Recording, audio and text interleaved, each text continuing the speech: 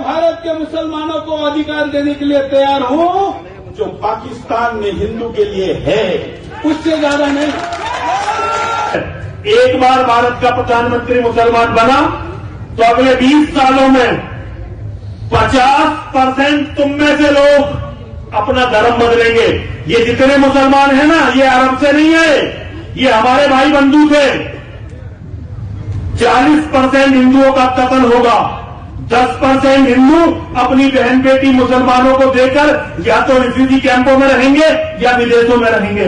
ये हिंदू का भविष्य है और अगर इस भविष्य को बदलना चाहते हो तो मर्द बनो, मर्द बनो, मर्द बनो। और मर्द कौन होता है? जिसके हाथ में हथियार होता है वो मर्द होता है। तो नफरती चिंटुओं का गैंग चलाने वाले यति नरसिंहानंद, जो अभी कुछ दिन पहले ही अपनी हेट स्पीचेस की बुनियाद पर जो उन्होंने हरिद्वार में, अयोध्या में, काशी में, मथुरा में हेट स्पीचेस दिया और एक विशेष वर्ग में भी खास तौर से मुसलमानों को टारगेट करने में अभी फायर ब्रांड चिंटू नेता माने जा रहे हैं नरसिंहानंद। इन्होंने मुसलमानों के नरसंहार और इज्तिमाई कत्ल का हलफ और शपथ लिया उन तमाम अपनी धर्म सभाओं में, जिसके बाद उत्तर प्रदेश के चुनाव के दौरान ही यूपी पुलिस ने उन्हें अरेस्ट किया था। लेकिन कुछ ही दिनों के बाद इस नफरती गैंग के सरबराह यानी यति नरसिंहानंद को पुलिस ने जमानत दे दिया। अब फिर जमानत पर रिहा होने के बाद ये अपना वही काम, जिस काम के लिए अंदर गए थे, और फिर 2 महीने पे जमानत पर वापस आ गए और जमानत पर घूम टहल रहे हैं। लेकिन इन्होंने अपना काम नहीं छोड़ा है। यति नरसिंहानंद और अपना पूरा इनका गुर्गा और इनके गुर्गे और इनका गैंग, ये लोग आज 3 अप्रैल को बिना परमिशन के, बिना अनुमति के दिल्ली के जंतर मंतर पर हिंदू महापंचायत के नाम से एक भव्य आयोजन किया, एक बड़ी कॉन्फ्रेंस किया और उस कॉन्फ्रेंस में उन्होंने फिर वही जहर उगला नफरत। एक बार भारत का प्रधानमंत्री मुसलमान बना तो अगले 20 सालों में 50% तुम में से लोग अपना धर्म बदलेंगे। ये जितने मुसलमान हैं ना, ये अरब से नहीं आए, ये हमारे भाई बंधु थे। 40% हिंदुओं का कत्ल होगा, 10% हिंदू अपनी बहन बेटी मुसलमानों को देकर या तो रिफ्यूजी कैंपों में रहेंगे या विदेशों में रहेंगे। ये हिंदू का भविष्य है और अगर इस भविष्य को बदलना चाहते हो तो मर्द बनो, मर्द बनो, मर्द बनो। और मर्द कौन होता है? जिसके हाथ में हथियार होता है वो मर्द होता है। जी हाँ, आपने सुना यति नरसिंहानंद को। यति नरसिंहानंद के इसी खबर को कवर कर रहे थे फिरोज नाम के लड़के और एक मीर फैसल और मेहरबान। इन तीनों को सिर्फ मुस्लिम आइडेंटिटी की बुनियाद पर इनके हिंसक हुए और इनको बुरी तरह से मारा गया, पीटा गया, इनके साथ हाथापाई की गई, इनके कैमरे को तोड़ा गया, इनके माइक्रोस्कोप को फोड़ा गया। आइए मैं आपको दिखाता हूं कि एक न्यूज एजेंसी की न्यूज लॉन्ड्री हिंदी है जो ट्वीट करता है। न्यूज लॉन्ड्री हिंदी लिखता है कि दिल्ली के बुराड़ी मैदान में आयोजित हिंदू महापंचायत कार्यक्रम के दौरान एक हमारे रिपोर्टर शिवांगी और दूसरे रिपोर्टर रौनक भट्ट के साथ हाथापाई की गई, उनके सामान छीन लिए गए, उनके साथ बदसलूकी की गई और दूसरे पत्रकार को भी निशाना बनाया गया। इसको लेकर हम मुखर्जी नगर पुलिस स्टेशन में शिकायत दर्ज कराने जा रहे हैं। तो हिंदू महापंचायत यति नरसिंहानंद चला रहे थे, जहां यति नरसिंहानंद काफी इश्तियाल अंगेजी से काम लिया और काफी भड़काऊ भाषण भी एक विशेष वर्ग, बल्कि विशेष वर्ग में ही मुसलमानों के खिलाफ दिया।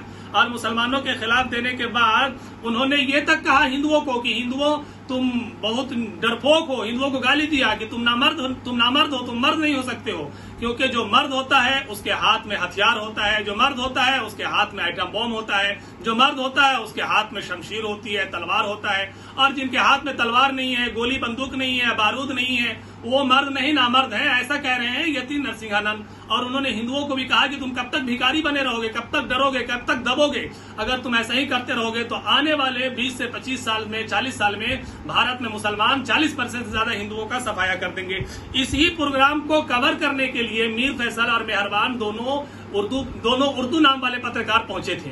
जैसे ही इनकी शिनाख्त हो गई, यानी इनके ये परिचित हो गए कि ये मुस्लिम है और ये हमारी न्यूज कवर कर रहे हैं, इन नफरती चिंटुओं ने पूरा गुस्सा निकाल दिया इन लोगों पर। इनके माइक को तोड़ फोड़ दिया, इनके साथ बुरी तरह से बदतमीजी से पेश आए। और यही नहीं, उल्टा इनके साथ इनकी मॉब लिंचिंग तक करने का प्रयास किया गया। और पुलिस दिल्ली की पुलिस कई सालों से अपनी कार्यशैली की बुनियाद पर हमेशा सवालिया निशानों के घेरे में रहती है। इन्हीं लोगों को डिटेन किया। इनके साथ 4 मुस्लिम पत्रकारों को डिटेन करके दिल्ली पुलिस मुखर्जी नगर थाना स्टेशन में अब तक बैठाई हुई, अब तक की रिपोर्ट के मुताबिक।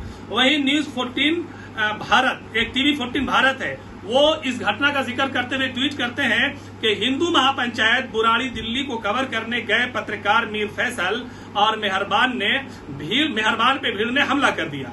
उनके साथ शाहिद तांत्री, अरबाब अली और मेघनाथ बॉस भी मौजूद थे।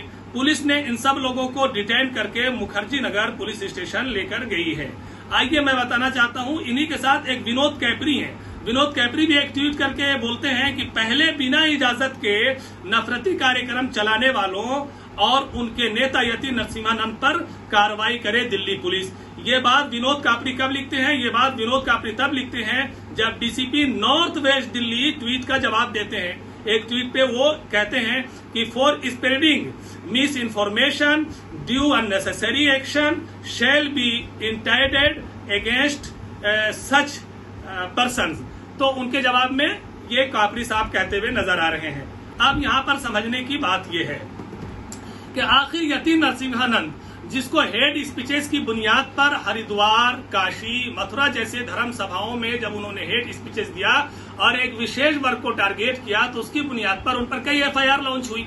उस एफआईआर के बाद उत्तर प्रदेश की पुलिस ने उन्हें अरेस्ट किया। उत्तर प्रदेश की पुलिस में भी गाजियाबाद के रहने वाले यति नरसिम्हानंद हैं। गाजियाबाद के एसएसपी को भारी कीमत चुकानी पड़ी उत्तर प्रदेश की सरकार की तरफ से, सिर्फ इसलिए कि उन्होंने इस नफरती चिंटू कार के ग्रुप के मुखिया यति नरसिम्हानंद पे कार्रवाई कानूनी की थी और कानूनी शिकंजा उन पर मजबूत और तंग करने की पूरी प्लानिंग कर रहे थे। आपको पता है यति नरसिम्हानंद वही हैं कि जो कुछ दिन पहले अभी मथुरा के और काशी के एक धर्म सभाओं में मुसलमानों के नरसंहार की कस्में खा रहे थे और बड़ी बड़ी बातें कर रहे थे और संविधान को गाली दे रहे थे, लोकतंत्र को गाली दे रहे थे, देश की बड़ी बड़ी धरोहरों को कोस रहे थे और गलिया रहे थे। इसी वजह से उन पर एफआईआर लॉन्च हुई और उन्हें अंदर कर दिया गया।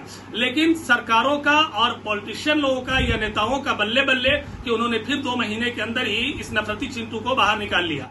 एम्बेसडर यहाँ रहते हैं, बड़े बड़े देशों के, दूसरे देशों के बड़े बड़े व्यापारी आते हैं, यहाँ निवेश करते हैं। तो दिल्ली को अगर इस तरह से, दिल्ली की शांति को, दिल्ली की उन्नति को, दिल्ली की पीसफुल को अगर इस तरह से भंग करने की कोशिश किया जाएगा, भय में और खौफ में और दहशत में अगर दिल्ली को रखा जाएगा, तो ये देश के लिए अच्छी बात नहीं है। आखिर यति नरसिम्हानंद और इसके गुर्गों के गैंग से और उनके इस नफरती कार्यक्रम से किन लोगों को सियासी या गैर सियासी फायदा पहुंच रहा है, ये आप भी अच्छी तरह से जानते हैं और हम भी अच्छी तरह से जानते हैं। क्योंकि दिल्ली जहां ये कार्यक्रम हो रहा है यति नरसिम्हानंद का, वो दिल्ली जो केंद्र की राजधानी है, अपने मुल्क की, अपने देश की जो दारुल हुकूमत है, और इस दारुल हुकूमत जो केंद्र प्रशासित दिल्ली राज्य यहाँ आता है, तो यहाँ दिल्ली में प्रधानमंत्री भी देश के बैठते हैं, राष्ट्रपति भी बैठते हैं, देश के लोकतंत्र का मंदिर पार्लियामेंट भी इसी दिल्ली में है, सुप्रीम कोर्ट भी इसी दिल्ली में है जहाँ चीफ जस्टिस ऑफ इंडिया बैठते हैं, और इसी दिल्ली में दिल्ली का भी हाई कोर्ट है जहाँ chief justice of Delhi high court बैठते हैं।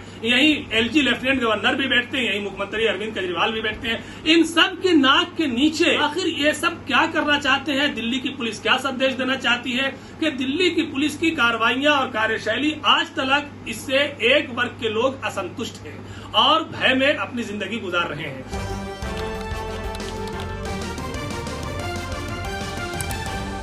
आपकी आवाज